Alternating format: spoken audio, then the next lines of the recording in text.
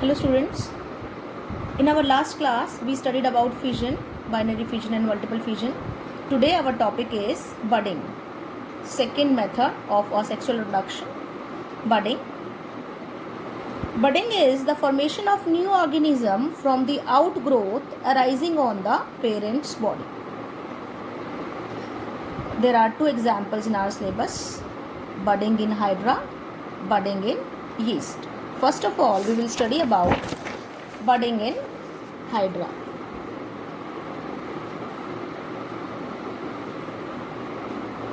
In budding, a small bud is formed as an outgrowth due to repeated mitotic division of the cells at a specific site of the body. The bud then grows and develops its tentacles and mouth. Later, the fully grown bud detaches itself from the parent hydra and becomes a new independent organism. Students, you must remember, hydra is a simple multicellular organism in which budding is taking place. Next example is budding in yeast. Students, yeast is a unicellular fungus.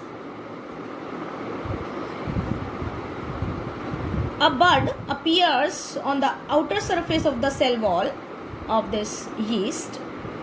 The nucleus of the parent divides into two parts in a way that one part moves into the bud. Finally, the bud detaches itself from the parent yeast cell and develop into daughter yeast cell. These cells may remain attached or remain free in the surroundings. This is budding. Now, next topic is fragmentation. Fragmentation is the process of reproduction in which the body of an organism breaks into two or more fragments. Each fragment or piece of the body grows into a new individual. Fragmentation is seen in the multicellular organisms with simple body organization. Its example is filamentous algae, Spirogyra. Spirogyra breaks into smaller fragments on maturation. These fragments then grow into new individuals. So student, this is the process of fragmentation. Now our topic is spore formation. It occurs in the simple multicellular organisms like algae, fungi and bacteria.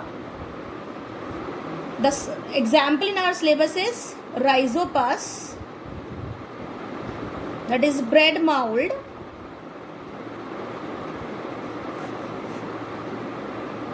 The spores of Rhizopus are always present in the air. A bread piece, if a bread piece is left open, these spores settle on this bread piece and they start germinating over this piece of bread. Soon these spores start developing their hyphae, the thread-like structures. If we see the enlarged view of these structures, we will see rhizoidal hyphae which goes deep in the bread surface. These blob-like structures in the upper region at the tip of the hyphae, these are called sporangium. This sporangium contains many spores. At maturity, the sporangium breaks open and releases spores. Student, there are some advantages of reproduction or sexual reproduction by spore formation. First is the hard covering on these spores enables to withstand adverse condition of high temperature, shortage of water and food, etc. These spores remain dormant till the conditions become favorable. So they are the means to undergo to resist the unfavorable conditions. They can be dispersed through long distances by air as they are light in weight, microscopic in nature. So students, this is all about the spore formation. Next, our topic is regeneration. The ability of an organism to regenerate or repair its lost body parts due to injury or any other reason is called regeneration.